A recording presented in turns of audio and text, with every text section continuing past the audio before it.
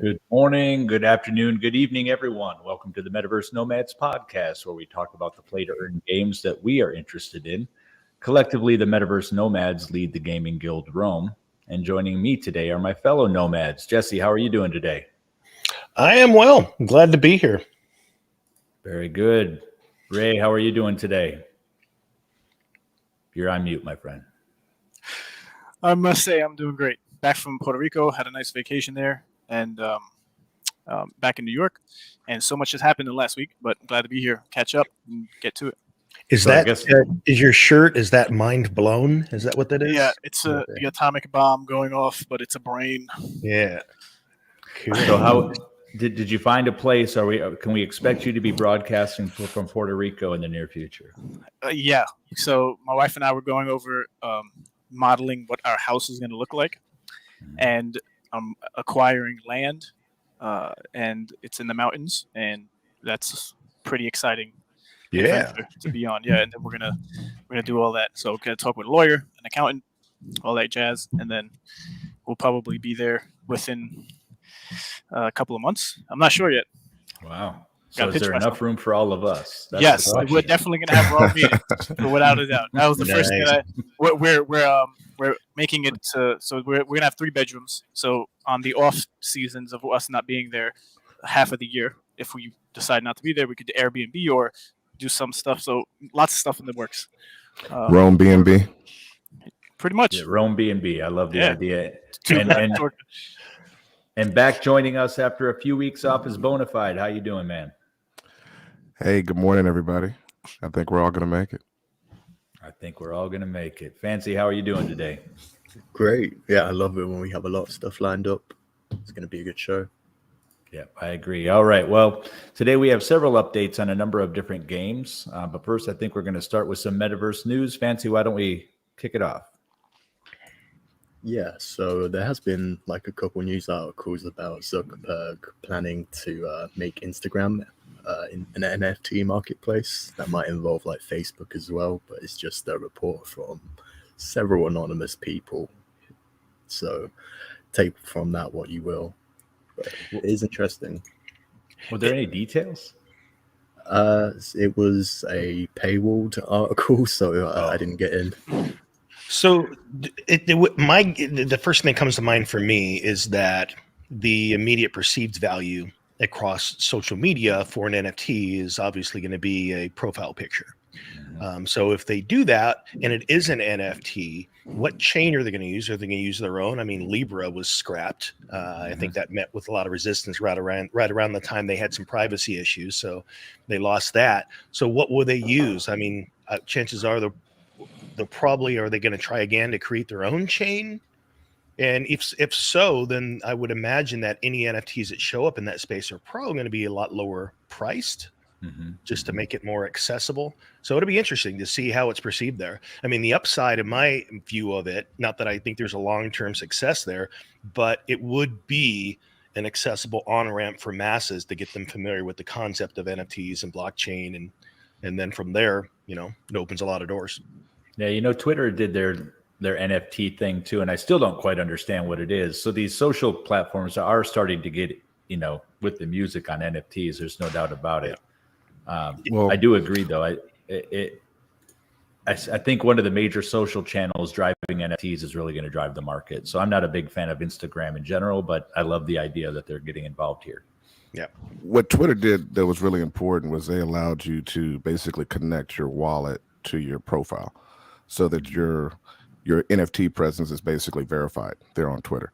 So if Instagram is to pick up a similar model, I could see it being very successful. What I worry about from the Facebook perspective is that they wouldn't be as open and decentralized necessarily. And so then you might be buying NFTs on Instagram that you can't move into another situation, which obviously would be bad.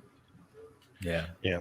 The thing with Twitter, though, also with their model, it has some holes in it because the idea is, yes, you can verify a PFP with your wallet, but I could go and make a duplicate of Bored Ape and mint it myself and put it in my wallet. And that's all it's doing is verifying that the NFT is in my wallet. It's not verifying that it's an authentic NFT from a collection thus far. Maybe that's something they'll do later, but as I understand it now, it doesn't go that far. That's a good point. You're talking about the Twitter version or the Yes. really? Okay. I think the other thing that I struggle with anything that Facebook is involved is you become the commodity. So how are they going to leverage your data around your NFTs to suit their own financial means? You know, I always struggle with Facebook because every period you type is driving revenue for them somewhere else. Well, that's the monetization model of all social networks. So then the question becomes is like, if you are a social network that is now looking to make a transition to stay relevant, how do you look for a model that may move you away from that? And maybe that is a move, because at some point, like we've already seen with Facebook, the reason their numbers have gone down is they've reached threshold. They literally shot from the moon from 2004 until recent times, a third of the entire planet on their platform. That's a lot. But then after a while, you run out of people. So they can't keep scaling at that progression. And we just saw them top out. And now they're starting to lose money, because even people that made a living on Facebook, like myself for quite some time, I don't even use the platform anymore that much. And they're also using generationally, they're losing as well, right? They don't have the young crowd anymore. They're moving on to other products. And, you know, my children, or my son at least, calls it kind of the old person social media platform. It is. By age, it goes down from Facebook to Instagram to now to TikTok. So yeah, TikTok is fun. I spend way too much time on TikTok. I don't do any of my own content there, but there's some funny people in the world, man. That's awesome. And you notice it's a progression of attention span. Like, how quick do you have to grab someone's attention each one? The younger generation's like, show it to me now. Yeah, gotta have it. Don't take up much of my time. The deterioration of society's ability to focus. Quotable. Fancy, what else you got, man? So another interesting thing was this video from the Bored Ape Yacht Club. This is awesome. Yeah, I'm going to mute the video before it starts to play copyright. But yeah, it's real fun. Found it on Twitter. Yeah, I thought it was pretty interesting to show it and then cover it. It was just like record breaking as far as the amount of money anyone made from initial mint up until the airdrop, with all of the different types of NFTs that came from it. Was an original mint $190? It was 200 and 0.08 at the time, which was like 200 and what was it, $210 or something like that. Oh man, so that's amazing. Yeah, people were. Go ahead, fans. They did a bigger drop of their coin to their NFT holders, and some people made a lot of money cashing in. So is that coin going to be for this metaverse that they're advertising here? Is that what the purpose is? Yeah, pretty much. So there's going to be a land sale, but Yuga Labs was created, and it was Meebits and CryptoPunks that was purchased by Yuga Labs, who were the creators of Bored Apes. So this was the first largest acquisition or merger, or however, not necessarily a merger, but they purchased all of the assets that were on reserve that both the Meebits and CryptoPunks have had in their treasury. So it wasn't just they swept the floor. They actually acquired the whole of what the assets were that they were holding previously before they were bought out. And it was one of the only. This is the first and largest acquisition of within Web3, not like a Adidas coming in or a Nike. So it's a milestone.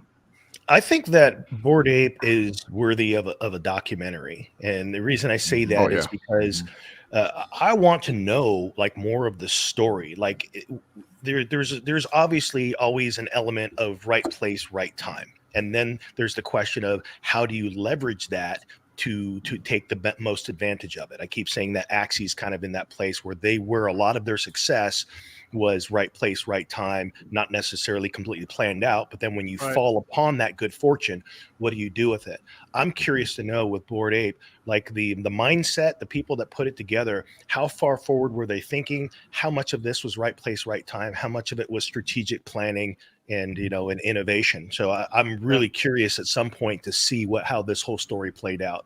Yeah, just for the record, I posted up a article from the yugalabs.io, and it gives you a timeline of exactly what happened since the inception of the mint in 2017.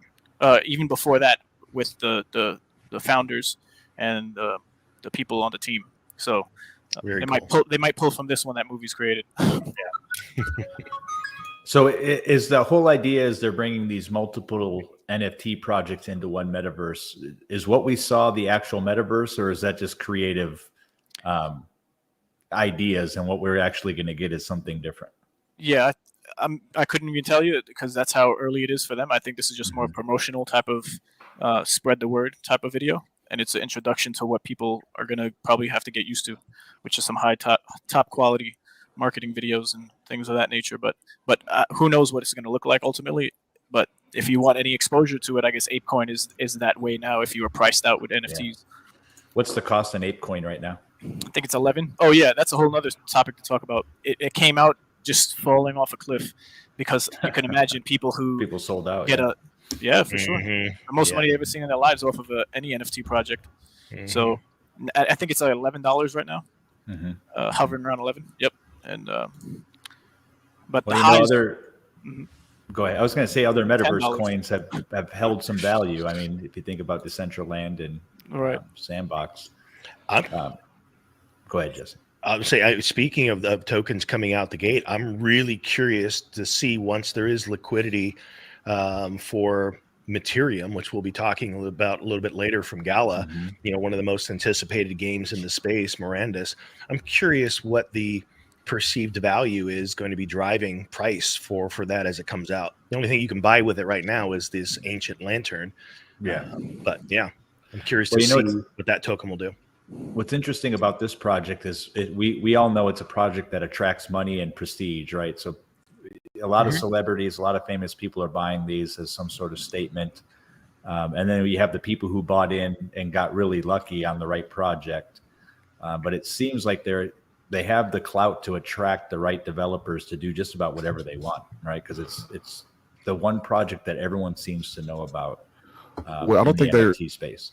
It's not just that they can attract a lot of great developers. I think a lot of great developers are early adopters of these NFT projects. So that's one of the things that we don't get to talk about a lot because we've been coming from a gaming perspective. But from the PFP side of things, you got the CyberKongs, you got the Bored Apes, and you got Neo Tokyo.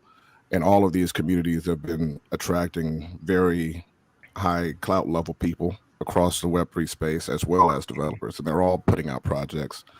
And so we're seeing an evolution from the PFP side of things. They're coming towards gaming as well. And then you have the gamers going towards the PFP side of things. It's kind of an interesting mix. Well, I hope this, sorry, Jesse, I hope this leads to continued standardization within the NFT space, right? Because this new project that they're working on looks like it's a cross NFT project that you can bring any NFT into. And that's going to need some sort of standardization between projects, so they all interface and work together. Sorry, Jesse, go ahead. Yeah, when I think of Bored Ape, I think of a cool club and exclusivity. When you think of I don't think when Chappelle spent 3 and some change on his. He was not thinking, well, I can't wait till they have Metaverse so I can jump in and play. That's not the reason that a lot of these big names end up going that route. So are the projects and things that Bored Ape now is putting into play, is that to raise the coolness factor? Is that to compensate the existing NFT holders? Is that to try and reach out and provide something of value to a new audience in a different market? What is the actual goal and intention behind the expansion? Yeah, so there's been a lot of talk on Twitter when the token dropped of how they have enough money. It's always these people, these companies, these groups who create these NFT projects, they have enough money to do what they're planning to do already without needing to sell land, without needing to even come up with a token, just based off of the money generation of secondary sales plus the initial sale of NFTs. So, it just like with any other project, Axie, Gala Games, you got those diehards that are going to believe anything no matter what and invest as much and afford and potentially lose it. Not across any of the games I just mentioned, but it's not financial advice here. But I think that for what they're trying to build, it is very ambitious. I don't know what the exact amount of money is needing to be spent to do any or to accomplish any of this, but you have people from both sides of not wanting to support it because of the way they're going about raking in money, and people are saying they're extracting value from the NFT space because they weren't necessarily coming out providing that much value. They were just another NFT project. So until the values are spoken of from the actual team, I would like to know more of these individuals and hear them speak like we do in some type of long form or over a course of time where their intentions. But hey, at this point, as long as people are making it's sad, as long as they made money and people are making money and 80% of people are making money, you got those others who are just going to be straggling along trying to make it, thinking they're also going to be part of that. So I think part of the challenge is, a lot of people compare these projects to Ponzi's because the money goes in and then you need to continuously add more money. So whether they have some system with this project where they're going to, create a game out of it, which is what it kind of, either a social space or a game is what I'm taking away from that. But that's, I think, what a lot of projects are up against. How do you either capture the money and keep it when it comes in, or how do you keep people from extracting value out of the project at a higher rate than what you're bringing money in? Because at some point it's going to flip and you're going to go red in a lot of different ways. That's a key point, Banjo. I think we're kind of witnessing just simple evolution of the metaverse, right? So you had a lot of people who had a lot of ETH and didn't have anything they could really do with it. And then they started playing around with these PFPs, these NFTs, and it was something to do, right? And then these NFTs, these PFPs started evolving, like the apes. You can mutate them into different PFPs. And then you had like little games like Web3 come out where now you can have your NFT walking through a city and living in a house, right? And now Bored Ape is adding the next layer of evolution onto that, where they're basically doing a very similar thing to what Web3 did, where they're going to allow people to bring their NFTs into their ecosystem. And so we're just watching the metaverse evolve, and so games are being developed on the other side, and these guys are moving towards games as well. It's really interesting. Do we think that the value there of what Bored Ape is, and the reason that there really can't be a whole lot of other Bored Apes, there's no way to reproduce it simply because of the nostalgia? Like when people think in terms of NFT, it was kind of the first that reached that cool club status like that. You do have some others for sure, but this is the one that people seem to think about first. Is there a way to duplicate that, or is nostalgia the driving factor that makes them what they are? That's a tough question. Yeah. Go ahead, Ray. No, I was going to say that it's like for CryptoPunks, the project they acquired, they were known to not allow anyone to use their IP, either for logos, to generate money, hats, T-shirts, even a franchise. But soon after all of that happened with the acquisition, they allowed people to have that ability to do that. So now there's going to be more innovation from. So I guess to answer the question is it depends, because at some point all roads kind of lead to one, and the way, like Bonafide was saying, we're growing and evolving in a space where decentralization is what everyone is going to want. They're going to want to be able to buy something and use it any way they want, and depending on how the project starts, it will last the test of time. It's like your first impressions on a date or for a job interview. It goes a long way. So depending on what they do now and into the future, it could hurt that first impression, but so far so good, apparently. I think that's an excellent point, Ray. I was going to say something similar. So to go back to what you were saying, Jesse, it's like CryptoPunks and that rock NFT, that's nostalgia, right? Those are the first movers.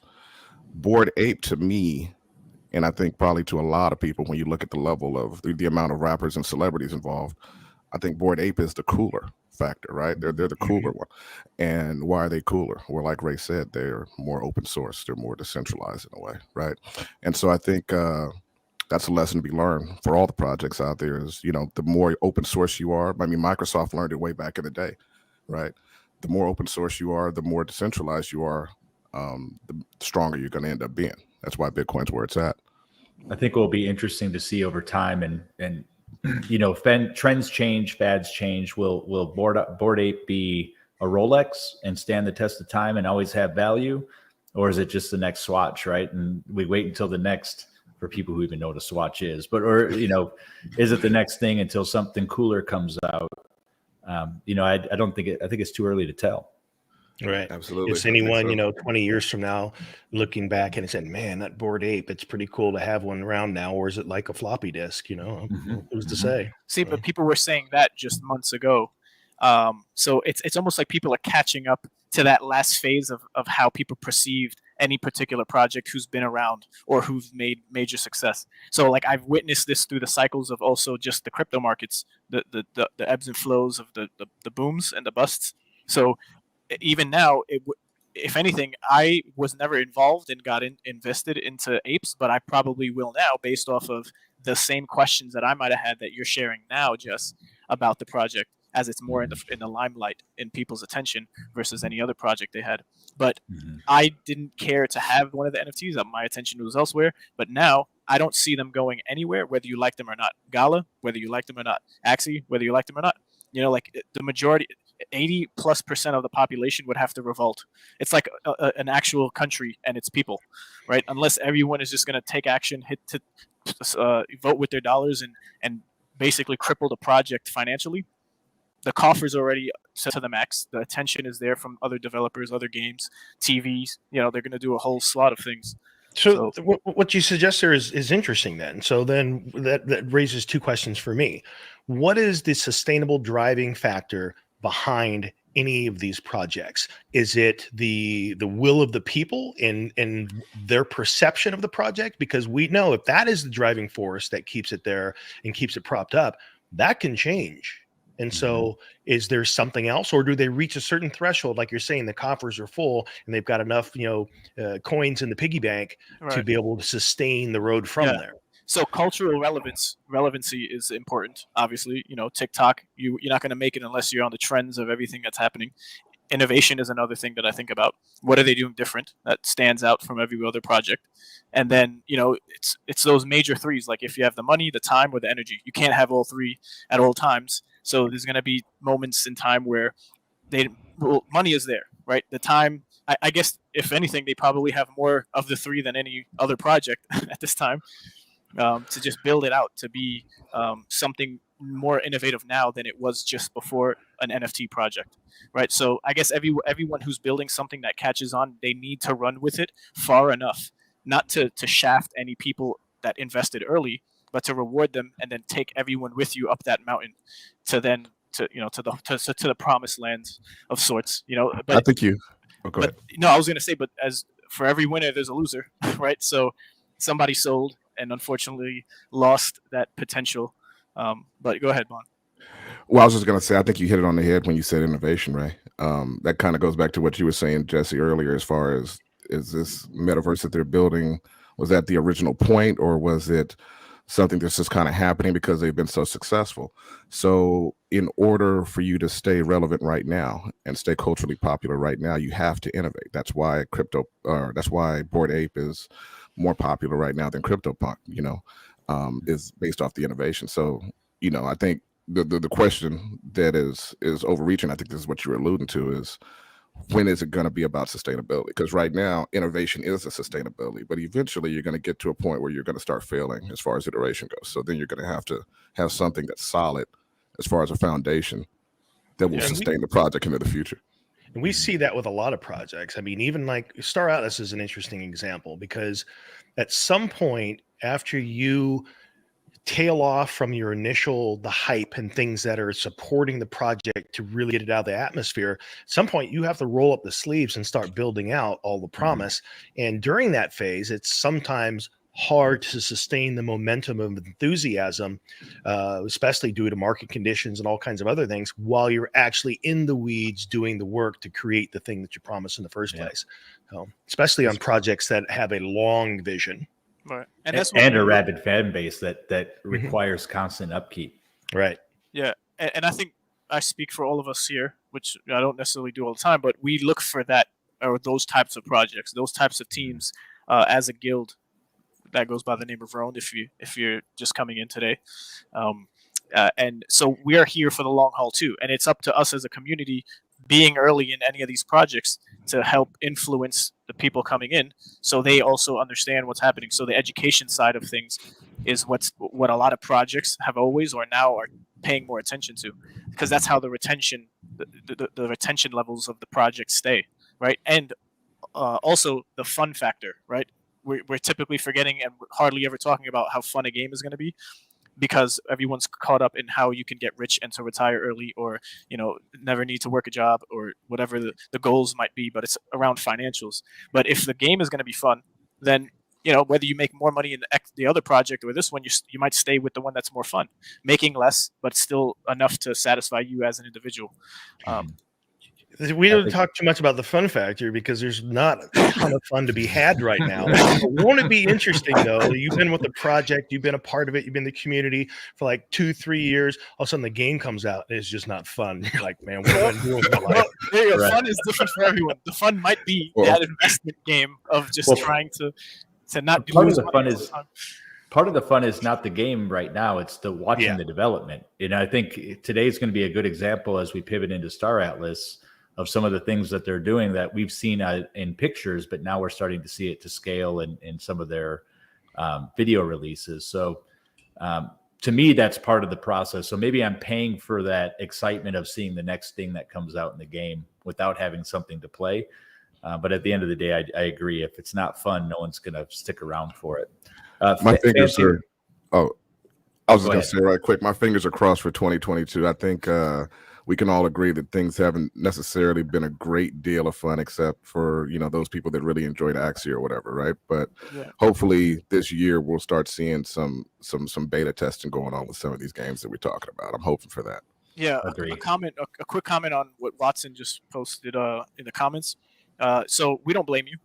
We've done that ourselves, and some people don't have the tolerance or the capacity financially to just stick with a project for the whole length of development up until you're able to earn a dividends or a staking reward or some type of passive income off of your initial investment. So, in all honesty, the work you do and the relationships you build within the guild as a community to cultivate that type of environment, it goes way farther than anything that you would either invest in now or later, as far as Rome. So and what Watson said there also, I mean, part of that is part of the game that's being played right now. One of the game types that I like is resource management and strategy and maneuvering between the projects, how much to have in a project, when to take this is all gamified, and that is part of what I enjoy, even though there's not an actual game to play in a lot of these projects now. Star Atlas in particular kind of reminds me of playing Monopoly right now to a certain extent. It's like I'm getting my money from my ship staking, and you throw some into Polis or you buy another ship or whatever, and you watch your income basically go up. And that's enjoyable for me right now. It's not gameplay obviously, but that's all we have. And watching growth is rewarding, right? For the different projects that we're in, every day or every couple of days you go in and see what you've accumulated. And even when it's worth less than what you originally paid for it, there's still a dopamine hit by the accumulation there, right? So that's part of it. I got a dopamine hit snatching up some ships at a super discount 2 days ago or something. There you go. I think the OPOD, the Visas OPOD was at $1,300. Nice. Yeah. Fancy, I know you've got some Star Atlas stuff for us. Why don't we push into that? Yeah, this was dropped during a Twitter space with Ash. It was a really good one. A lot of great energy there. She got a lot of the content creators from Star Atlas, and everyone was really excited when they see this. I don't know why, but the sound of those footsteps always crack me up. Happy feet.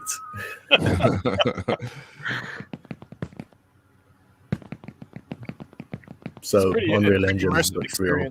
Sorry, yeah, Unreal Engine 5 looks really great in this. Yeah. And, no doubt about it.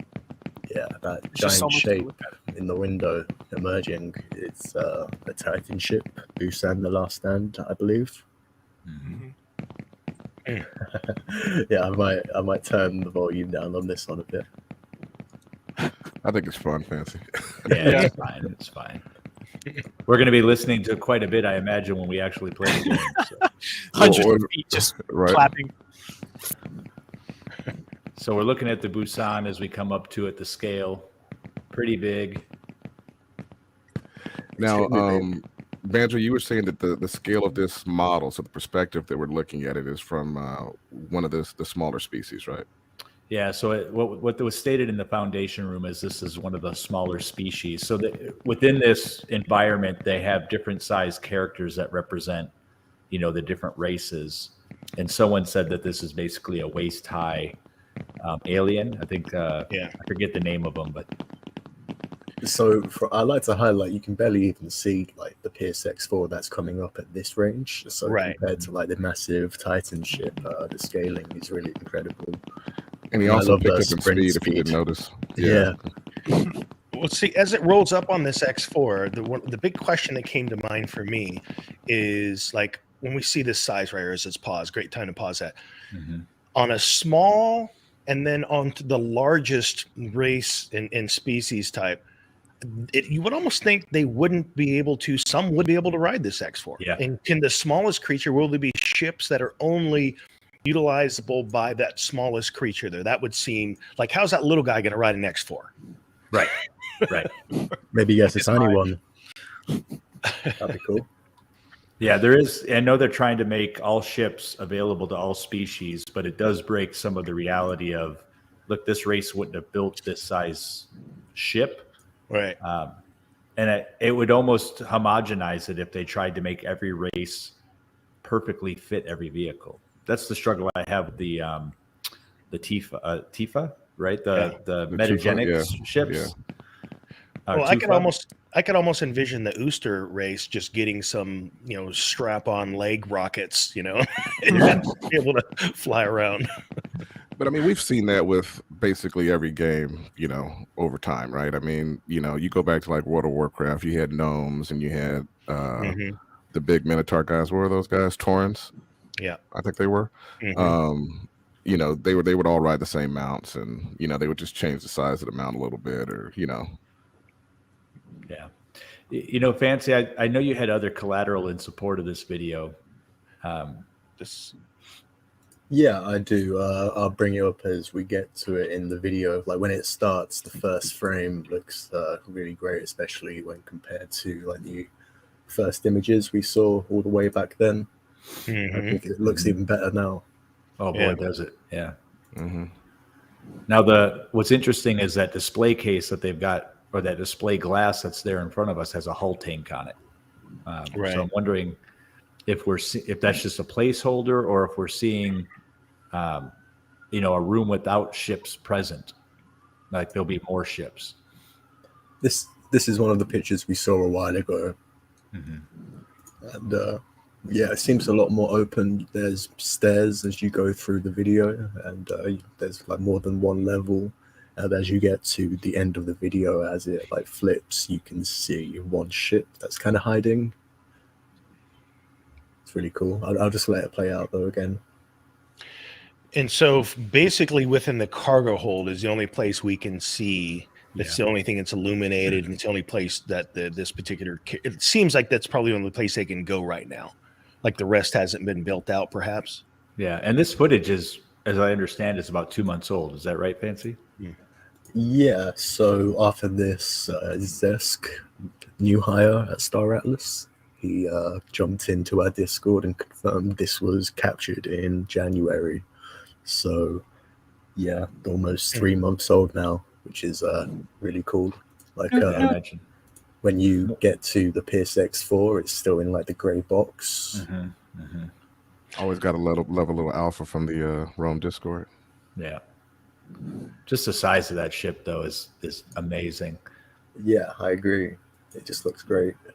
And right there's a good opportunity to use that other collateral, right? Those balls. Yeah. So the club posted this picture, and kind of highlights all the past clips we've seen, pictures, and how it all jumbles together. There has been like multiple designs of this Titan. There's been one person working on it, so for all this time, and it looks really great. They want to showcase it. I wonder what it looks like now. Man. Yeah. Well, what's interesting too is when I think about this ship, at some point it looks like we could see mountains in the background of wherever this this place is, And I always thought of the Titan ships as being something that really could not orbit. You pretty much you needed to go out to space to be able to get near them, just because the gravity and the atmosphere just wouldn't be able to accommodate a ship that large. I wonder if that will actually be the case. That's a good point. And I'm wondering if it's completely finished based on the pictures that the club shared. Mm-hmm. It looks like there should be wings attached to those balls, right? Yeah. Yeah, and you can't see like the underside of it. It's just like that's one half of a side. It's really interesting perspective. Yeah. I So can't they skin. and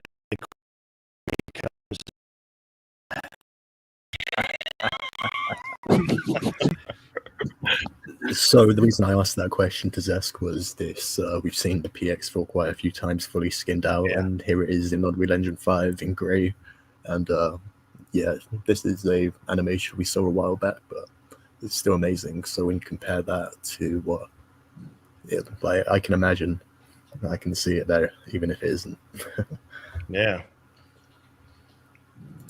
And there's also another ship that's kind of in there. If you could stop it when he's running back, fancy. Oh, right there. Oh, You can see in the back left there that looks like a symbol. It does, yeah. So there. Cross umbrella, I think. Also not skinned, but seems to be sitting on the ground instead of off of it, right? Yeah, kind of like the last picture where it shows it has that you little. just can't see the legs. Yeah. Then you can see like the Visas off in the distance and the 3 faction leaders or something like that. Yeah. On top of the showroom.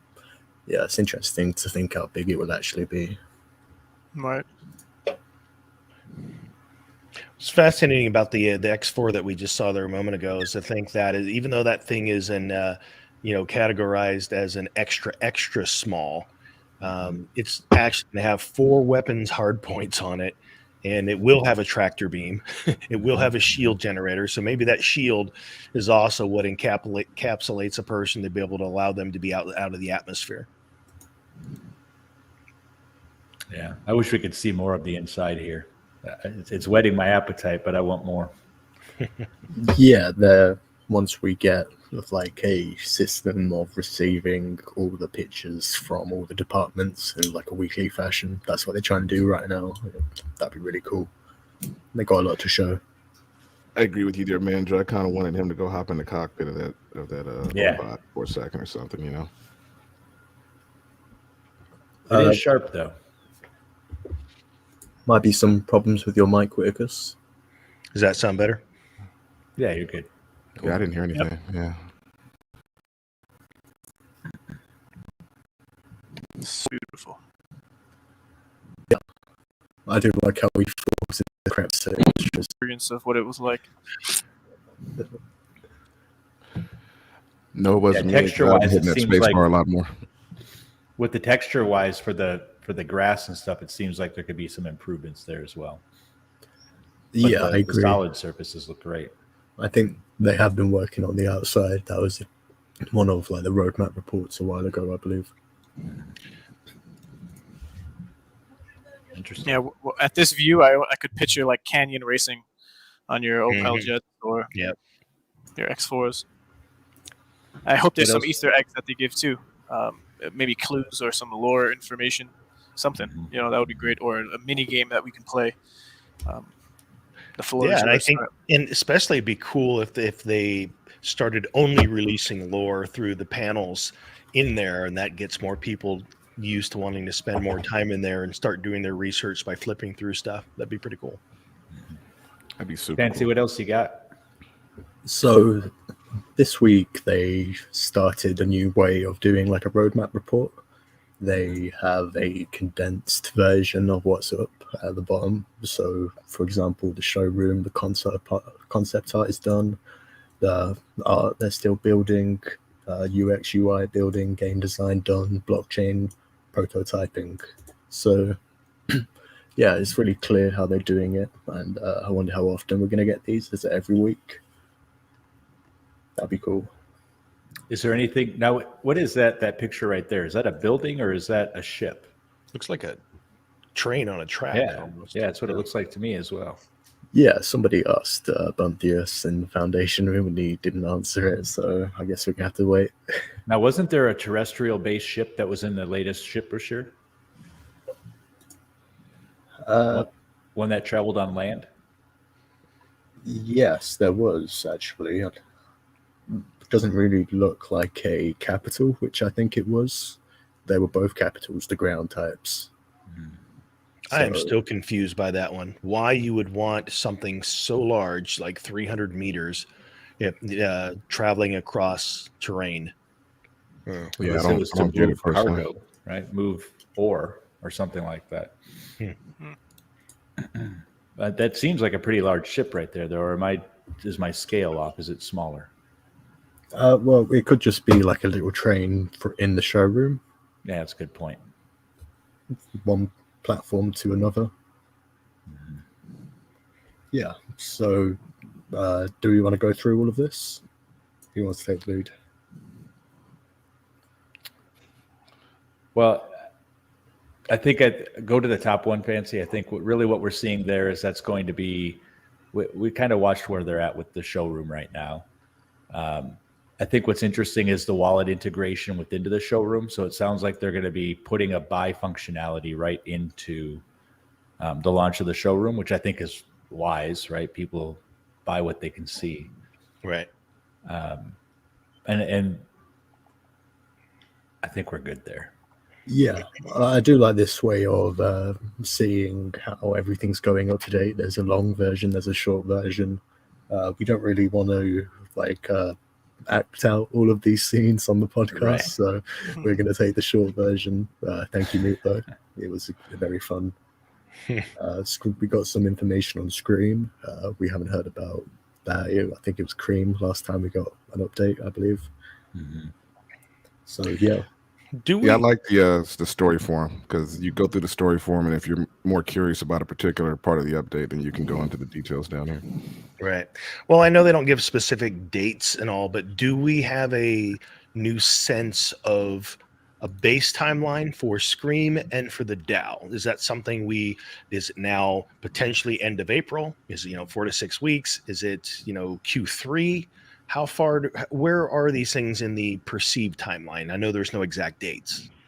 So I think we know like a general sense of the order. So like the marketplace is going to be first, and the showroom is further along than we saw in that picture and the video. So that could be a lot closer than we think, perhaps, and that'd be really fun. But the DAO, whenever they talk about it, there isn't much information that sounds close, really. Yeah, that's unfortunate. That's the one I had understood for quite some time was the highest priority, and it just kind of feels like it's getting pushed back down the list now. And I understand that they probably ran into some things that are forcing that to happen, but yeah, still a little disheartening. And I think that is one of the key ingredients right now that that the community as a whole, especially those of us that have piled into Polis, that we'd like to see the DAO functional. Yeah. They Foundation room, we can't show them, but there's some pretty interesting screenshots being shown in Foundation lately. They're really starting to show more and more of the ships. There's one that's really intriguing that has about 4 or 5 different ships all in the same shot. None of them are skinned, but it's all the boxes. So they are making some progress on the actual ships. For show and scale between them. Mm-hmm, mm-hmm. Yeah. It actually looks like they're set up in the showroom environment on a flat surface. So that was the roadmap report. We're still waiting on dates, and that would be great. Awesome. In other news, What do we got this next, Fancy? Well, in that report, they also showed a picture of this. Yes. And it's like a user interface for, I assume, the showroom. You like select which ship you want to summon. You can teleport to your pad if need be, and that shows you how much you can spend if you have you're going to need a wallet connected, I assume. That's cool. I like that. Yeah. So That's is good. this the idea? Like it's a screen that you see inside of the zone, or is it something that you see before you log into the zone? Maybe you like walk up to the terminal, and this is the options. Pretty interesting. That'd be pretty cool if you could start buying your ships from within the showroom instead of having to use the website. If you were required to, that would be really cool. Yeah. To actually have to log in and buy them in the 3D space. Yeah, I agree. I reckon we're going to hear some news about new ships coming soon. Is there any talk of like the ship sales going? Oh, that's right. They with regards to it being only in Atlas, it was suggested at some time that there was benefit to the team for continuing to have ship sales in USDC. But if the coffers are pretty full, why not switch now to Atlas to be able to stabilize or increase the value there? When it's released, like 20% of the stock or something really low like that is USD, and the rest is Atlas. So there's the option there if you do want to buy it in USDC, which is probably nicer for the buyer. Yeah, I was just thinking that in terms of if you could only purchase through the showroom, you could only purchase in Atlas. That does a number of things. It gets people more immersed into the early experience of the game and what the ships are, and then it also drives more value in Atlas as a token. I remember talking or asking Chip the last time about the education and how if there was a course that someone had to go through outside of the game and then it continued within after you created your wallet, and then from there you would buy your ships. But I feel like that, and I think what he was mentioning was to keep it open from all sides, because if it's something that's restrictive and not that and doesn't give many people the options of going in when they want to go in after they learn how to maybe create a wallet or purchasing a ship, then it might turn people away. And if I guess their goal is to have mass adoption up to 500,000 by the end of the year, from what Wagner was saying, I guess having both of those options would be probably best. Logan brings up a great point there with if the Titan auction was only in Atlas, that would really create some movement in Atlas prices they buy up. Absolutely would.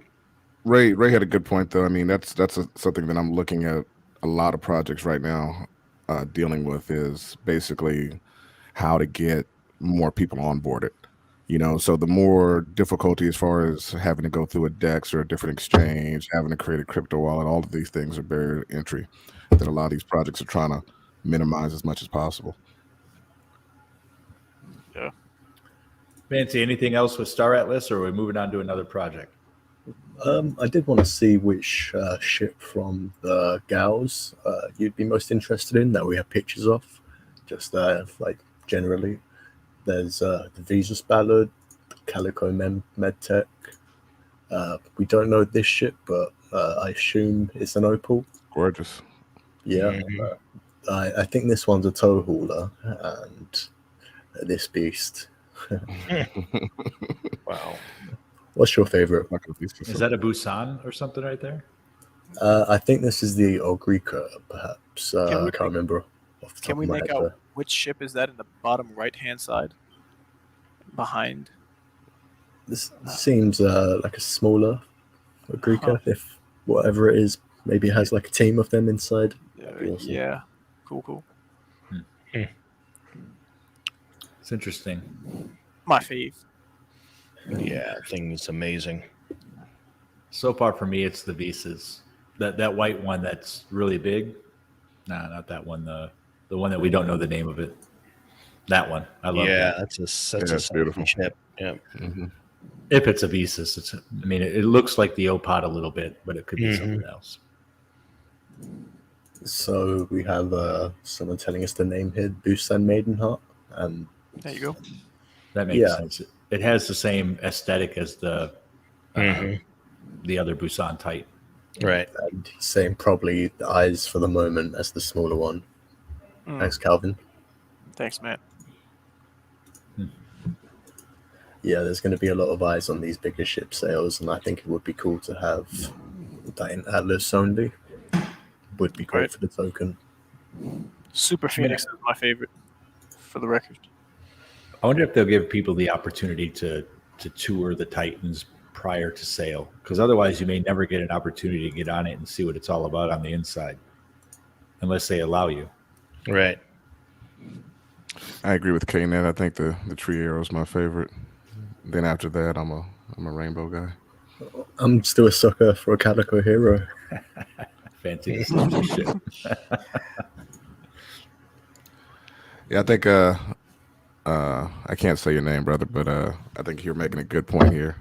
Having to connect your wallet in your face may scare non-crypto users away when entering the SA site. Might be more easier in the 3D version.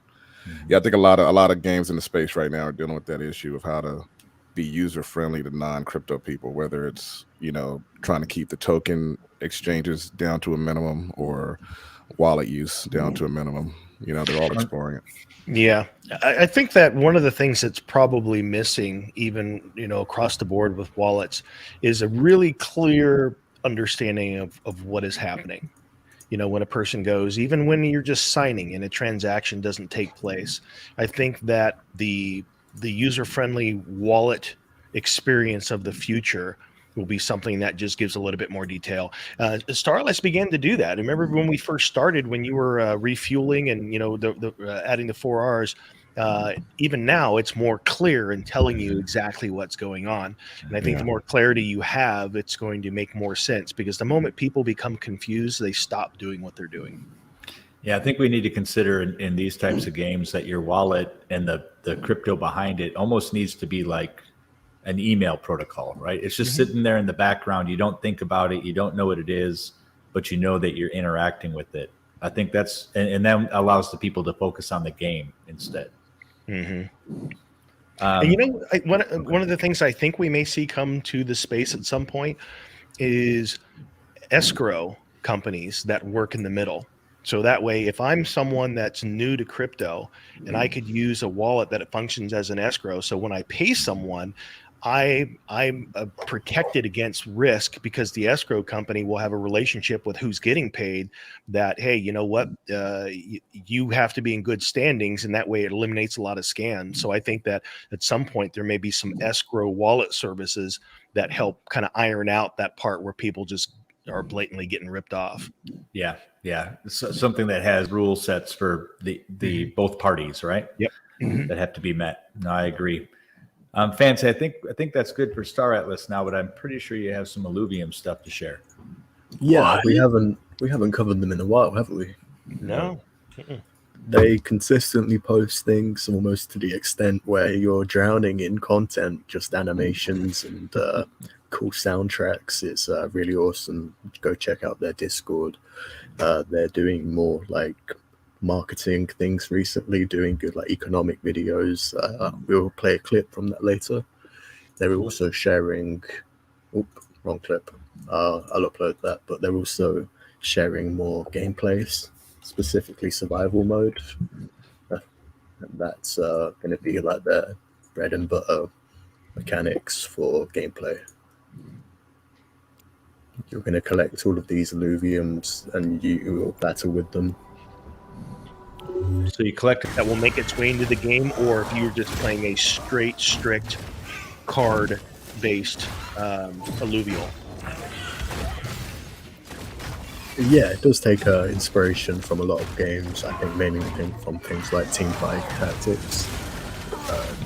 I assume people who have been playing that for however long it's been out now, a couple of years, will be good at this game. So, Fancy, is there a reward system in place? I mean, when you win a battle, what do you get? So there's a global leaderboard for how many waves you defeated, and there could be like a prize for the top however many, which is what I did see in other games like Skyweaver, where there's a ranked system. And yeah, it really depends on how far you get, and yeah, it'd be cool to have like a Roman #1. Hell yeah. Yeah, I'm actually, I have not been close to Illuvium, but this is actually getting me interested. It's going to look better, right, Banjo? Yeah. Yeah, it looks a lot better than what I've seen in the past. Yeah, I really do how think this hits the cinematic they made Pokemon. it. Sorry. They made it really like cinematic as well. So if you're not just sitting around during all the turns, it's quite fun. So Now, do they have a spectator mode? Can you go in for like esports and watch other people battle? Yeah, so when they zoom out really far, you see like all the seats. This is built as like an arena, and you can see here like the leaderboard on the left, how many waves they conquered. So this could be like a PvP sort of thing quite easily when like fighting is good enough. That's why it's player versus computer at the moment. So yeah. You know, one of the things about Illuvium that's interesting is I think that the project as a whole mostly came on our radar last July, and then I personally became active in staking and involved in it around July or August. I think it was around then, and so we've seen this progression where they're very good about sharing within their community development progress, and we've seen so much stuff from the design of the alluvial. Play this all the way through. Just wanted to get it on while we was talking about it. Still, the economics deep dive they did was really interesting, and yeah, I would love to get into that a bit.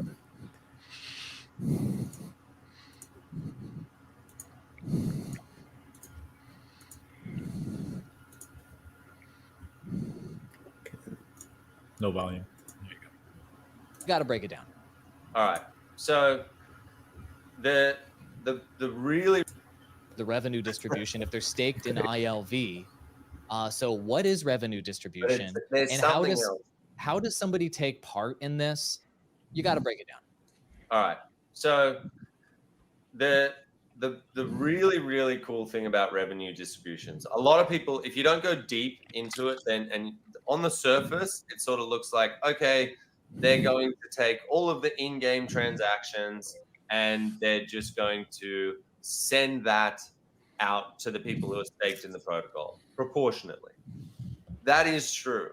However, there's one more mechanism there which gets me really, really excited, because you got to remember, this has never been done before, certainly not at this scale. You know, I've been in a lot of protocols and I haven't seen this before. And so essentially what we're doing is we're taking all of that ETH from the in-game fees, and not just the in-game fees. We're talking about the Illuvium Zero fees. We're talking about merchandise fees. We're talking about sponsorships, absolutely anything that makes revenue inside the Illuvium ecosystem goes inside a vault. Now, periodically, that vault will trigger and it will purchase ILV off the market.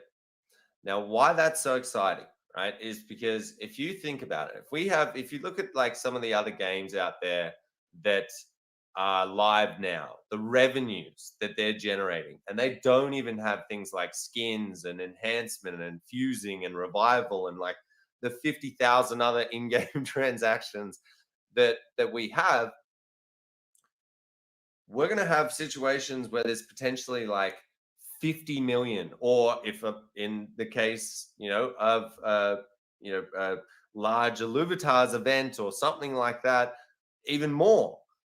Well, then that vault is then going to, the smart contract is then going to buy all of that ILV off the market. Now, yes, that gets distributed back to the stakers in the protocol. And yes, it is unlocked.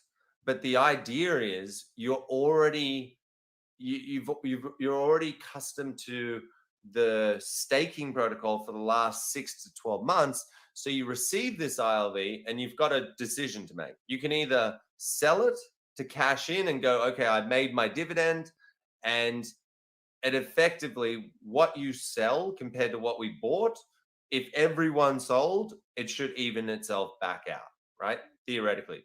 But I don't think that's going to happen. I think there's going to be a large percentage of people that want to compound their ILV rewards. So then you have a situation where every time that our vault's triggering, and you won't know when it is, so you can't front run it or anything like that, but every time it triggers, it's going to be creating such a huge amount of pressure on the token, on the ILV token going up, and then potentially only, let's call it, half of the people cashing that out. It's just a constant way to increase the token price. And so that's what I'm like, that people are asking in the chat what I'm most excited about. Rev divs is obviously it. Yeah, that was a segment from the economy deep dive, and I just found that really interesting. That mechanic of the Vault front running like the market, that would be a huge sell order. Well, I think it's awesome to see that the back end is there to support the sustainability of the project, right? I mean, it's a lot of times we see land as the way that people are going to quote unquote get paid for being invested in these projects, and that one is more broadly rewarding people who just own Illuvium if it's staked, as I understand it, which is great. Yeah, like 100% of their profits go back into the reward pool. The team, they just bought off the market, so they are like a part. There isn't a team wallet. I find that really interesting. It's just a solid project overall, and when it has something to show, yeah, I'd love to play it. So there's no team wallet. Are they funded by seed investors, or how are they funding the project? I can't answer like too many questions like that. I'm not affiliated with them, but yeah, it's just they explain a lot of it in this deep dive, and I'd recommend watching it. I'll put it in the chat of that video. Just answer the question, Fancy. What are you trying to hide?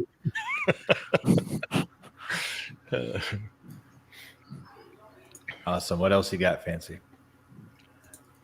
Yeah, so what did you guys think about that clip? It makes me want to, after the show, I'm going to go and dig in more into that. I'm really, the project as a whole, their tokenomics, the folks that are backing them, the way that they already have community votes for who sits on the board.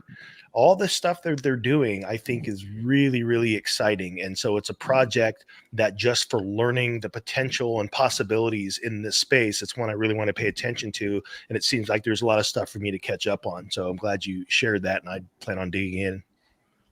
I think it's exciting to see a project fully disclose how the back end is going to work to help people understand what's in it for them. I think even with a project like Star Atlas, they're still figuring that out. And then who knows what it's going to look like in Miranda's, the other project we talk about. So I love to see that. It does mirror a lot of the different DeFi protocols for their governance platforms and how the governance gets paid out. I can think of one project in particular that looks very similar to that. And I think for anybody who's building a project, even some investment type projects, you would benefit from that type of back end that replenishes, the sustainability of the project. Yep. Yeah, shout out to all the projects out there that are being open and transparent. I don't think we'll ever get that kind of openness or transparency from Gala Games, but they're still winning out there.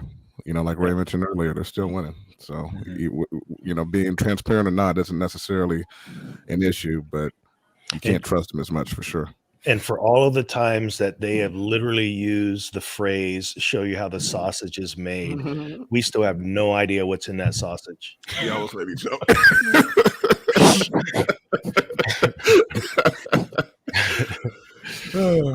If it's being made at all. Yeah. So I think that covers Illuvium. Fancy, I think we have a little bit of Gala stuff to talk about too, right? Yeah, so Materium dropped this week. Did you guys get yours? I got mine. I got a pile. I got exactly what I was expecting based on the numbers, which surprised me that I actually got what I was expecting. Yeah. So one of the things. Go ahead. Right. No, go ahead. I was just gonna say I think we all got what we were supposed to get. We got it, but we can't do anything with it. Right. Yeah. There's no liquidity yet, right? But one of the things but yeah, go ahead. I think you're gonna probably talk about it. One of the things that I appreciated about the Materium stuff is that you didn't have to actually log into the game. You just had to get to the login screen for your exemplar to register. And I think that put a lot of people's mind at ease who had a ton of exemplars, Jesse, who may not have been able to log every character in because the servers were full. I was a little disappointed in the outlay of how much each race got. I understand why they did it. But again, sometimes you buy into a project and they never explain the upside down the line. And definitely for the people who bought the elves and the halflings, it paid off well from a Tyrion perspective. It's an interesting thing with Gala because as they put more and more things out, things seem to be coming together very well. But it's hard to know when they actually came up with these ideas because they never mentioned Materium, whatever, definitely not a year ago. And I don't even think 6 months ago, So, did Materium just arrive and then they just kind of figured it out and made it work? Or totally. It's the last AMA they did where they actually had, Bitbender, McCarthy, and the CEO all on the same AMA when they were spitballing and talking about like, will there even be an in-game currency? What will we call it? Will it be Gala?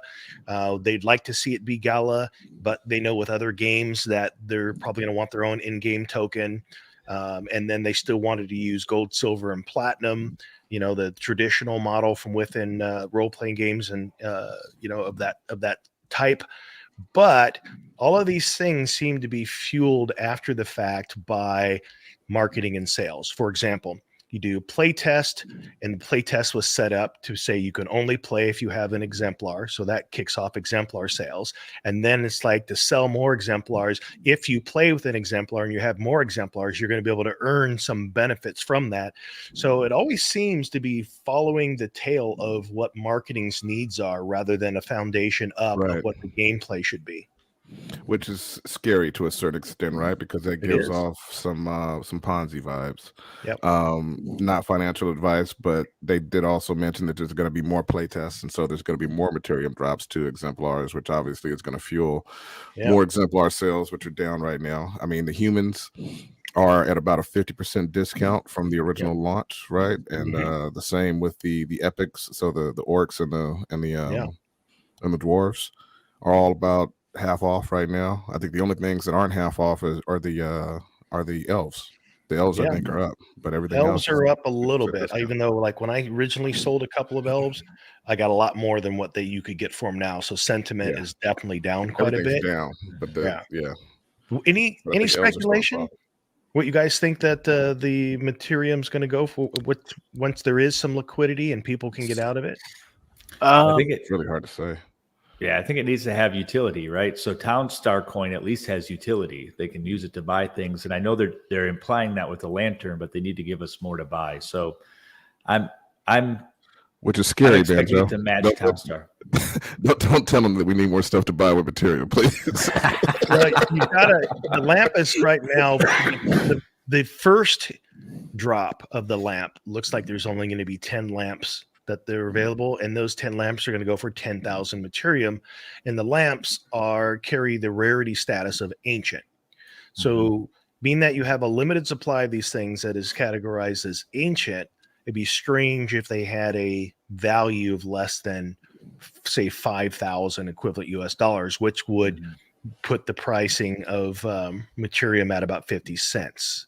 So it's 50 cents. Is it $1? I'm curious to see where it goes. And we also know in the very beginning, people will want to get their hands on some. I've even seen some talk and like people are already trying to buy it and sell it without even knowing what it's worth within the Gala Discord. So I'm curious to see what will happen out the gate. And within our own Discord, we have some people trying to make some trades as well.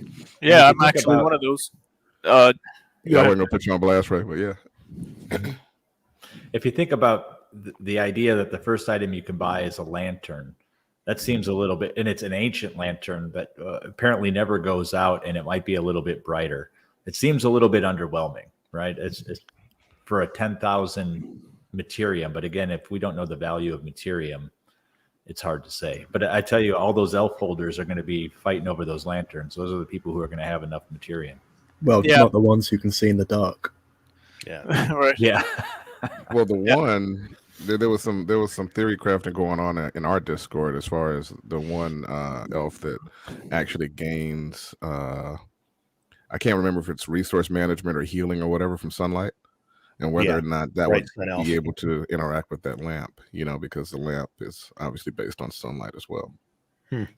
I'm just kind of scrolling through some of Miranda's Master's comments in the Discord, and he says he has a cartographer. So if he has a cartographer, might be in your best interest to have a cartographer. Right? I got about 60 of them, so I'm doing all right. You'll never get lost again. But wrong, we have all the maps. Yeah, when it comes to Materium, I'm actually putting out an announcement, which I did already. But if anyone wants to sell the Materium, I'll buy it for 1-to-1 for Gala, because I'm actually wanting one of those lanterns, and I have half of what Jess has as far as Materium from the amount of exemplars I have, a little bit over that. So I'm only needing 4,600 left. So if you don't care about Materium, you know where to go. Join our Discord, and you'll get some Gala for it. Ray's like, come talk to me. Ray's doing his own Rome starter fund, right? Right. Kickstarter. Hey, we're going to need one for the guild.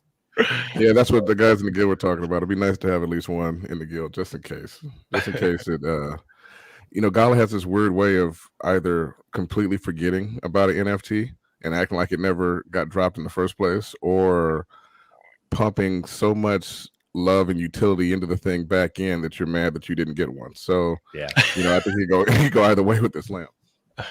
No middle ground. Well, you know what it is? No middle ground at all. I'm waiting on some really positive Gala news, and that's what's going to drive everything back up, because there's been a lull as news as it relates to Miranda's, because we know that, like we said, we're going to see Gala burgers pretty soon. They're so diversified in so many different markets now, that things have completely fallen off. Like, remember way back when they were about to have those homeless shelters in Miranda's, and it's like, then that whole relationship with disappeared. Opera, the browser, I think it was Opera, that just completely just gone. And I wonder, was it them that pulled out, said, hey, wait a minute, we've been looking at some market sentiment here, we're not sure we want to partner up in this way. But as soon as they actually have some good things to share, another server test, you will see some interest jump back in, and prices of things will go back up just as they have in the past. And that's a good point there, right? Because not financial advice, but it's one of those interesting things about them. They're so diversified across different markets. So they have Gala music now, and Uncle Snoop has been staying engaged with the Gala community, actually. So that's an interesting thing, right? That's still pumping. And Steve Aoki, who's been deep in NFTs, is actually signed on as well with Gala. So that's another way that they could drive value back into the Gala ecosystem as a whole, because these games, the music interacting with the games in different types of interesting ways is something they have a lever to pull now. And then they just started some kind of Web3 women thing. Yep. No idea what that's going to be, but that's going to be another way for them to garner more publicity, right? So they have multiple avenues in order to drive attention back into the Gala ecosystem at any given point. It's just going to be interesting, like you said, how they manage all that and how long. Where's the foundation? Where's the floor? How are they going to build this sustainability into where everything doesn't come crashing down one day? It's still out, out in the air. Yeah. Was there something related to travel, like someone just mentioned there? Because they travel. There was something with movies. I can't remember which platform it is, but I think it's like Travala, maybe. It's one of those where now you can use Gala coin. You can use that to purchase your tickets now. Wow. And the Snoop Dogg stash boxes, those just opened up yesterday. So that brought a lot of attention. What was in them? I'm sitting... I got 1, 2, 3, 4, 5, 6. I got like 7 songs out of that box, I think. Nice. But I don't know because I can't play them. So, virtual. Right now I got NFTs of records spinning. So whatever that means. And then I got some. I got like a couple of tokens. Like I have a Death Row fan token, and I have a Snoop and Steve token. And so one of the songs on OpenSea right now is still going for around $4 or $5 grand, which was around the price of the stash box, and then all the others are going for like $100 a piece or whatever. So, you kind of, if you wanted to flip, you have some opportunities there. But we'll see how it goes. It's all up in the air right now. So is the Gala one? Is the Gala exclusive song the one that's 5K? right. Well, Okay. it's the Back on Death Row song by Snoop. So basically, he came out with, I think, like a handful of songs, like however many songs it was for Gala exclusively, and then there's the album. So the stash box contains your track from the album plus the exclusive Gala songs. So everybody got the exclusive Gala songs, and you got one of. And I don't know if there's rarity with these songs that are off the album or not. It's really kind of interesting. That's why I'm not trying to share any of it, because it's still rather confusing. It's just, as usual, when there's a project from Gala fresh out, there's just not a lot of information on it. So you don't really want to talk about it too much and get yourself in trouble. And something usually breaks, they have to fix. That's the two knowns, right? When they launch something new. And they just had a node vote over there as well, over a game that actually didn't get past the node vote, which technically, but technically it already had been approved, but the funding did not get approved. Isn't that the first-person shooter? Yeah, and I think it was being developed internally as well, which is kind of funny that they're talking about a no vote on a game that they were developing internally. Yeah, it's an interesting thing, because we've all been kind of wondering if the no votes actually mattered or not, and so they did a vote. They got the game, the initial startup, like you said, Banjo, and then now they're not able to get funding because the notes say no. So was it the node saying no, or them deciding the project is bad? And so the node said no all of a sudden? Like, what's going on? That was my exact thought too, as I saw that, and I was starting to wonder about the mechanics. Like, did they already have an opinion on what they wanted, and did they know? In other words, will they have a vote when they don't know the outcome? That part I'm not so sure about. Last night I was watching the movie. I don't know if you haven't. It's from 1997, Wag the Dog. If you haven't seen it, you should watch it. And even if you have, right now is a really interesting time to watch it again. And you'd be like, wow, okay. And so you start to, and so I always wonder, like a couple steps ahead, like, what is Gala's motive? Will they have a vote and to risk a potential outcome that doesn't favor what they want? Or do the votes traditionally come when they have a feel for, like, we think we know how it's going to go? Well, we also have to consider that there's a bunch of nodes that are owned by people within Gala, right? So yes, and we don't know their voting share, so they could have some sort of weighted voting power that they get to dictate all of the votes. Because as usual, we don't know, right?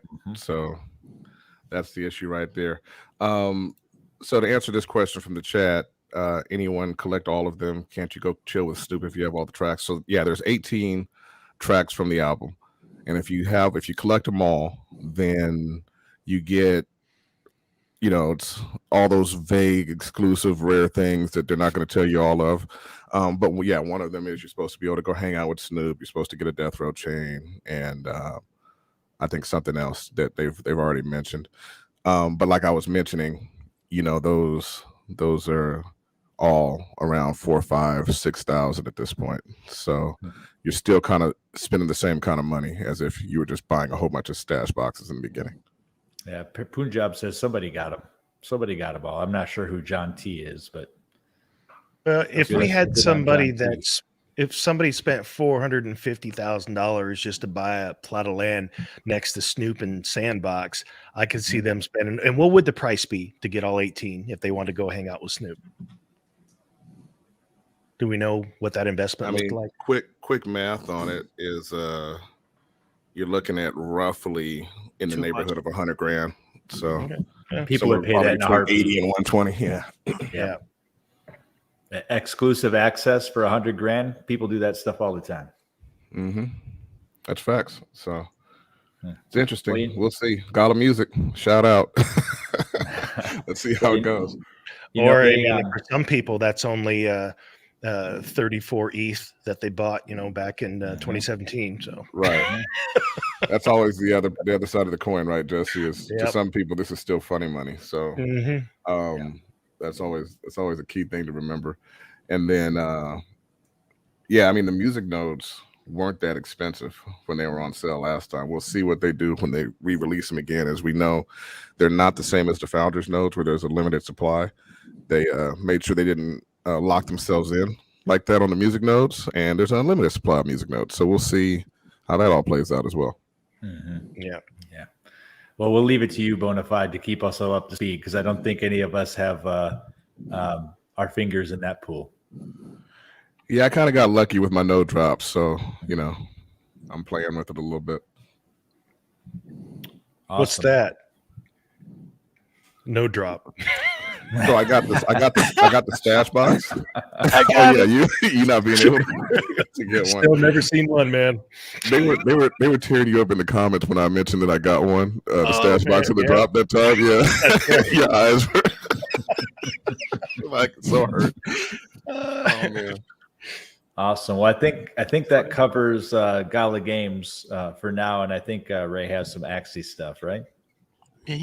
Yes, I do.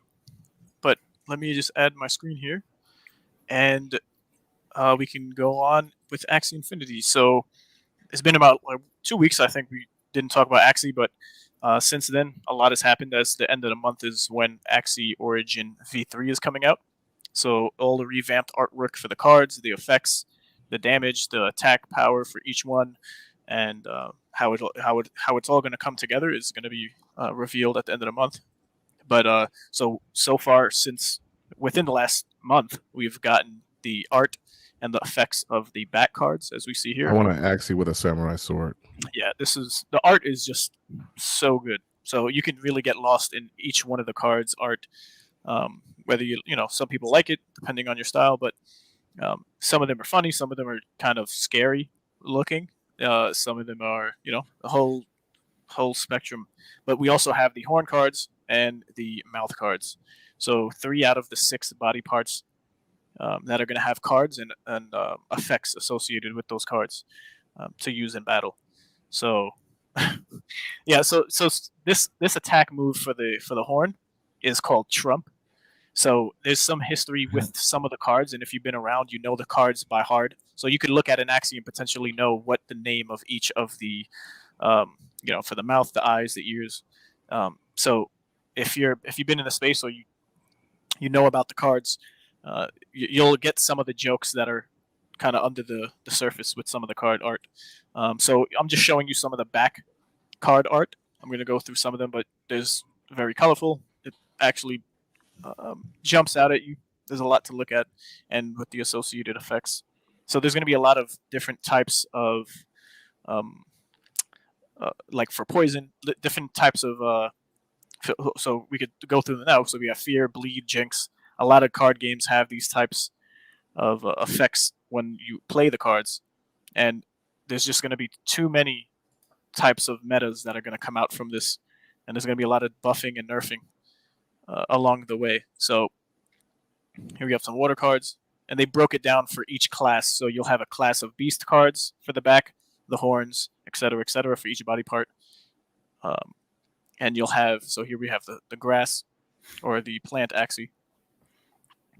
And there's some inspiration from a lot of the games that we may know already. So like Pokemon, Magic the Gathering, Hearthstone, Yu-Gi-Oh. Some of the actual definitions and the names, they kind of they jump from game to game. So you'll know what the effects of any card's effect is from playing a game previous to Axie Infinity. Yeah. Right, and the gameplay is going to resemble more of Slay the Spire. So I don't have a clip of that, but you can just Google on YouTube it's a popular game on Steam. It's fast paced, so I look forward to that. It's going to be a whole different feel to the game. It's basically a whole new game in itself, and everyone's looking forward to that in the community as far as what it's going to be and how it's going to potentially help the image of the game after this SLP debacle and the price just going down. But just some important notes here. So this happened on March 3rd, so earlier in the month, the beginning of the month, but definitely worth a listen because the creators program was created and announced, and it was going to increase the amount of the fees that are charged by you if you buy or sell any Axie or item or land in the marketplace to 5.25%. So it's right now it's still 4.25, but there's a lot of talk going around and community planning and input to for why it shouldn't be 5 or should be 5.25%, and where that money is going to go and why. So there's a great conversation taking place to shape what the creator program is going to look like, and the creator program is a code that you'd get as a content creator where you could potentially make an affiliate program basically. So everyone's excited for that. There's many content creators, people starting up that haven't been making content for a while. It could be from any type of articles to videos. So they're pushing the community to promote education more than anything else to get people onboarded with the drop of V3. And then there was also a new hire. Director of business for Sky Mavis is now here, Caitlin, and she's from Jump Capital, director of director of market dev. So you can check her out, follow her. All of the people, the marketing lead, here we have the director of market dev and the products manager. They're all giving information, and I could relate this to maybe the founders or the foundation room in Star Atlas. So the equivalent of information is being released on Twitter by these individuals. So if you ever wanted to know more than just what G-Host has to say, you can check out these people. Yep, and then there was a 210 Ethereum Genesis plots acquired by Arca. This was on March 1st, so we're going a little back here, but this was just a land acquisition from an NFT fund who are investing into these high-priced assets that have a lot of value in the game from what the white papers and what they're supposed to do when land comes out. So people are preparing across the board, whether you're a fund or an individual, being interested in Axie Infinity for V3 and land drop coming out later this year. Right, quick, right. We've had some people in the past who ask us how we get all this information in alpha, and what you're doing right now is really good for people to take note of. Going through Twitter, following all these different accounts is how you get a lot of the early information about the space. And even if they're on a project that you're not necessarily interested in, a lot of times these people move around. Once they're in the space, they move around to different projects, and so you get a lot of alpha just by following these people. Yeah, it's a revolving door, as we know in corporate America, but it's similar to and government, corporate America and government. But in the crypto Twitter space, it's similar. You have people jumping from different DAOs or companies from Try or just Web3, and if you follow where the money goes, but also where the talent is, where it's being acquired, and then where it's moving, you could make out pretty good with information that could put you in front of a lot of other people. Yeah, so thank you for this, because I'm following a couple new people now just because you showed us this thing. For sure, man. Yeah, that's what it's all about. You want to keep your ear to the ground. So that's why a lot of you guys follow us at Rome. We're not, the holy grail of information. There's so many games. We don't talk about all of them. In our Discord, we have more channels that talk about different games, but it would take us forever to talk and cover about all updates. But yeah, this was a thread and also an announcements on the Discord of Axie Infinity, and there's a handful of these, but I'll go through them quickly, and they're paired with some art of the cards. So this was the latest announcement, and so all hands are on deck internally around the soft launch of Axie Infinity Origin. We want to provide some updates around what our community should expect with the coming of V3 at the end of the month. So the soft launch of Origin will come in phases. We will start with a small scope and gradually expand in the months after initial launch. And first, Origin will be launched on a desktop service through the Mavis Hub. This period will center around gathering vital feedback, testing scalability of servers, and enabling our community to start adjusting to the new game mechanics. And I love this. Reminds me of a Goku on the Nimbus for Dragon Ball Z. So moving on here, next, roughly a month after the release of Origin, through desktop, we will launch Origin, the Origin for Android and mobile APK. We've decided to launch mobile separately to ensure our servers have enough capacity to support millions of players, which is beautiful. So there's going to be a slow transition. And then once the mobile and desktop versions are live, we will work towards doing a full launch that also incorporates SLP, NFT charms, and runes, and have official seasons. So charms and runes are very important pieces of V3. We'll touch that briefly right here, which is this content creator is an amazing one, and he's with the guild Meditate. Elijah, the largest YouTuber for Axie Infinity content, picked them up as a content creator, and by far the best one for education on Axie. And this is some of the information some of the information I pull from the videos that he makes. So you could go give him a follow. ONI Faction, no association with him or the guild. It's just an amazing content creator. And this was a tweet that G House mentioned, which is charms or modifiers that can be attached to cards, enhancing them. So the card sets for each Axie will more or less stay the same. There'll be some buffs and nerfs along the way. Some cards will be overpowered.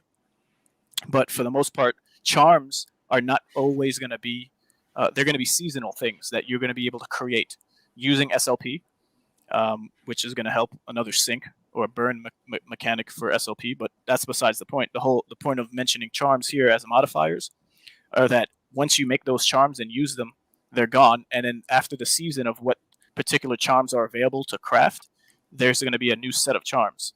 So it's not going to be the case where you're going to have to potentially buy new Axies all the time, because a composition of a particular Axie would work better with particular charms that are applied. And if every season they're going to change, it's going to always be a revolving door of meta play with the same Axies with the same cards. You could always, by all means, change your team and buy a new team, and then for whatever season that you're in now, there's going to be a whole set of charms that are different that will improve your Axie, give it a special boost, an advantage over your opponent's team that might be all poison versus, if you didn't have those charms. So the amount of flexibility and adaptation that you're going to have as a player, and then it's going to be a constant a game where you're going to have to be on your toes for the most part every season, or else you might get lost if you're coming in on the back end of a season with all these charms and their effects. So we'll just see how it goes. A lot of people are anticipating this to be an exciting journey. What I like about that is it requires you to stay on top of what's going on in the game, right? You can't just build your perfect system for every season. You got to make adjustments. Right, and games could get stale. You know what I mean? Like the tedious. After some time, you know all the moves. You know what comps are the best versus others, and there's just going to be no room, only within the season, of the particular charms that you know and the effects that they have, where you'd be able to maybe wrap your head around what's the best comp. But as soon as that season ends, you have your chance of winning the arena rewards by placing top 100, top 10. As rewards, they go higher as you go up. But once that season ends, it's going to be a whole different ballgame again. So it's going to be a constant evolving, changing game, which is nice. It also, and so these are expendable, right? You have to pay money for them and use them for that season, or is it for just one round?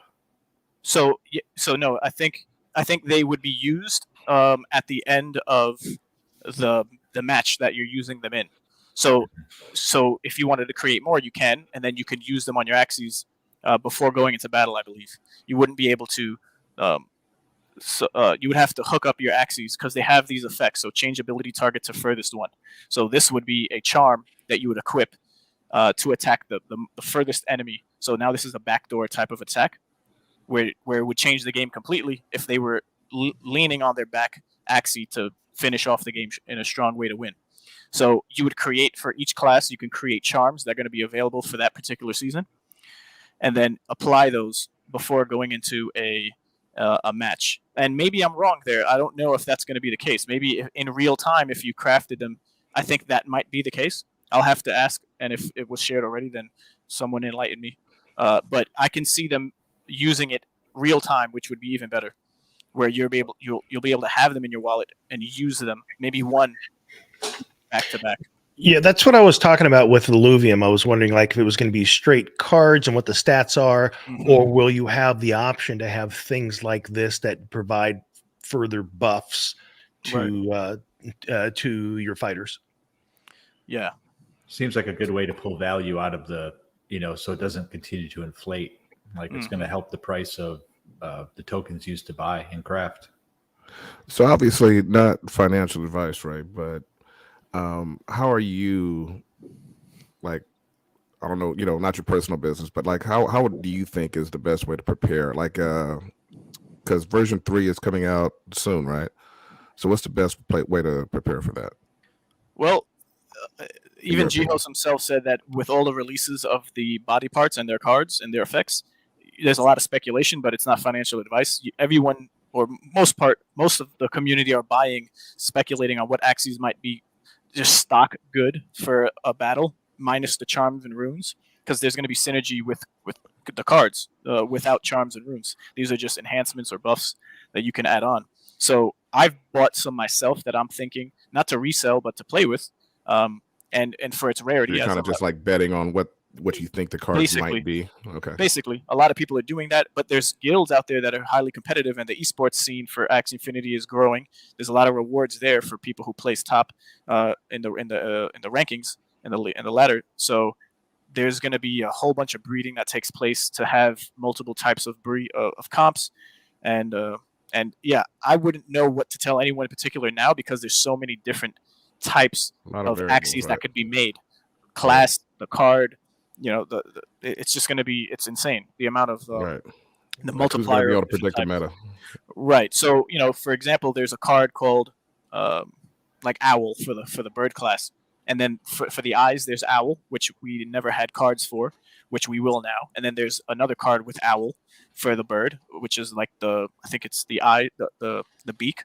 So if people are speculating that those cards would have more synergy because they share the same name, different effect, but so people are buying those types of axes with have the same name, like a cracker for the beast. They have a tail, the eyes, and the mouth. Right. So if one beast has three nutcrackers, what's the synergy between all three? Is there added damage? And that is the case Which there that we was know now. before, right? Yeah, exactly. Right. With the two, right? Okay. So it's things like that. And just moving on here to finish up the Twitter post that they had. In parallel, we will also be actively working towards making necessary tweaks to the game so that it can be approved and listed in the Android and the Apple stores. So this was always the thing they were going for, and with V3, which was their original goal, right? With all this new money, they were able to make it look and I guess become what it is today. So they were always gunning for that mass adoption type of card game. And then Origins will soft launch on with a play versus environment story mode, runes, charms, training mode, and a ranked mode. So over time, we will iterate and update it to include features such as cosmetics, upgrade parts, tournaments, PvP seasons, and roguelike game mode. So as you see, there's a new rank achieved, and then you got Bear 3. Not sure. That could just be the trophies that you get for ranking up. Axie Infinity is a community-driven ecosystem. The feedback will be key to ensuring the upgrade and improve Origin in a thoughtful and data-driven manner. So the community is highly important to the team, as there's been way more input from the community than ever before since I've been involved. So, and then some gratefulness and thankfulness from the team of the next phase. And last but not least, I'm sure, is that just 21 hours ago, literally, because I pulled it just before we started, or maybe like 22 hours ago. So there was a nice article written about Web3 gaming, and Axie Infinity is usually mentioned in most articles, and it wasn't nothing negative either. So you can catch that on their official Twitter if you wanted to read more about it. And that was pretty much it for Axie. Just everyone's getting ready for the new game to come out to play. And do they have a date yet, or was it supposed to be the end of the month or end of the quarter? What was it? That's it. Just end of the month. Okay. No official date. So we'll have V3 out very soon. Then that's good to know. Yeah. I think a lot of scholars would be happy to get some kind of actual gameplay on that and see what actually happens as far as that price of SOP. For sure. But that's it for me. DeFi Kingdoms is also a game that I'm pretty big in, and just to touch on that, the Avalanche subnet is official for DeFi Kingdoms, and the one prior to that, which was the first subnet, was Krabata, which is a game that's being related to Pegaxi. It's being compared to Pegaxi in many ways. It's profitable, but it's a high cost to get in, like $2,500 for a crab, and you need a set of 3. It's profitable within a month, right? So similar profits to be had. The game looks sound. It's been a while. It's been around for a while, but DeFi Kingdoms is now going to have a subnet, so it lives right. It's a side chain essentially, for lack of better terms, off the main Avalanche network. So there's not going to be congestion, and then you actually have to use to sign transactions the token of the game. So that's always nice to see that there's that utility of the token. Mm-hmm. And I got a little reward. Oh, go ahead. What are you gonna say, Benji? Well, I was gonna pivot. So go ahead. Well, I was pivoting also, but just as a reward for people who've stayed engaged this long, because I think we're about to wrap it up here soon. But the Leo Trades, which is one of my best performing NFT buys, was his first one. He's also founder of Neo Tokyo, and that game that he's coming out with that's basically similar to Among Us. That NFT launch is going to happen, I believe, next week or the 28th, which is coming up soon either way. So I'm preparing for that, and you guys might want to pay attention to it. It's probably going to be big. Probably nothing. Punjab brought up Solantasy, and if we checked out the demo, I've played the demo. I think it's going to be fun. It's a little bit rough right now. At least it was for me with some of the using my weapons effectively. But it does have that old kind of Nintendo era feel of a side scroller, a 2D side scroller. And the art's pretty good. Has anyone else played it? Not yet. Yeah, and maybe Punjab has more information than I have. I've only given it about 15 minutes in the demo.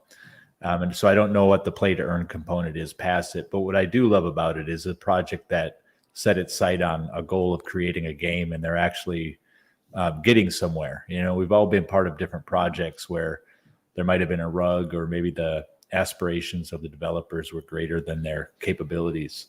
But Solantasy seems to be coming along. There's so much of that in the space, man, Joe, that the terms for it are even developing. So you have a rug pull, which is when they just basically straight up rob you. And then they got what people are calling a slow rug now, where it's kind of like you said, where either they didn't have the technical, intellectual capacity to complete their goals, or they just hit a wall and just slowly but surely the project fails, and so that's a common enough thing now that people are calling it a slow rug. Yeah. Well, I think that happens in a lot of projects, right? That happens in video games where the developers are all hyped about the game and they promise these updates for a couple of years, and then all of a sudden the updates don't start happening and the developers disappear and move on to another project. So that's the weird thing about this is the timing is you need to be ahead of it so you can get out if you've invested a lot of money. Well, VCs have dealt with this for generations, right? It's just now all of a sudden the public has become the VC. So now people who are not investors by trade are having to deal with these things for the first time, and learn how to deal with them for the first time.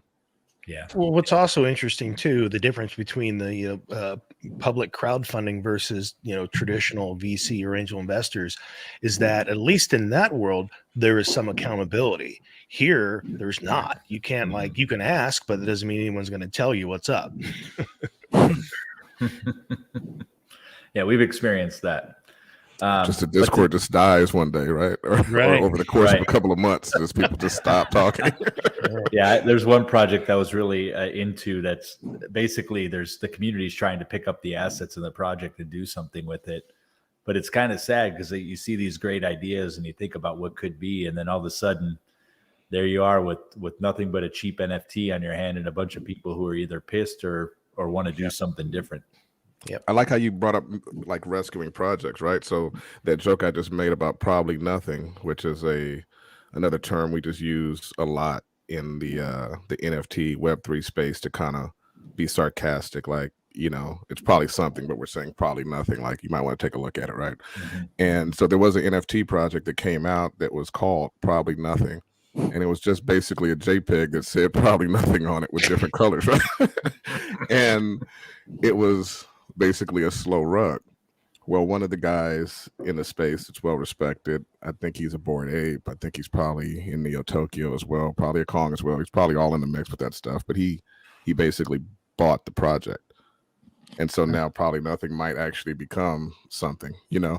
So you're going to see a lot of that as well. Like if you have something that you just really like it and you hold on to it, it might, you know, revive one day. That's one of the interesting things that's possible because these things are on the blockchain and immutable to a certain extent. They're not going anywhere. So if you can get enough control over a project, you might be able to revive it. So that's interesting as well. These things aren't going to die. They're not going to disappear. I have a project that's looking to do that right now. And the other interesting part of it, just as things can happen, is they're actually looking to remint, but also to move it from Sol to ETH. What like was that the as well, justification for that? Just wanting to shrink down to a tighter community and be a part of the ETH NFT space rather than the Solana space. Just a choice they were looking to make to just kind of really solidify a new birth of this community. Yeah. Interesting. I'll let you know how it goes. Probably not. Probably nothing. Probably nothing. All right, everybody. Well, that is another episode in the books for the Metaverse Nomads podcast. We're here every week on Sundays, same time, same place. We're so glad to have you. Please like and subscribe. We'll be here talking about everything that's exciting to us and hopefully exciting to you as well. But until that time, we'll see you then. We'll see you until that time. I lost the outro. Anyhow, goodbye, everyone. Probably nothing. Probably nothing. This is a thumbnail. Are you ready for the next evolution in gaming? Blockchain games are here. Why just play when you can play to earn? Enter the Star Atlas Metaverse with Rome. Star Atlas is a grand strategy game of space exploration, territorial conquest, political domination, and so much more. Rome is a premier guild of the ONI Faction within Star Atlas. Rome is here to play and to earn. Want to take part in the action? Rome is accepting new citizens. Join the Rome Guild on Discord to learn more at gorome.io.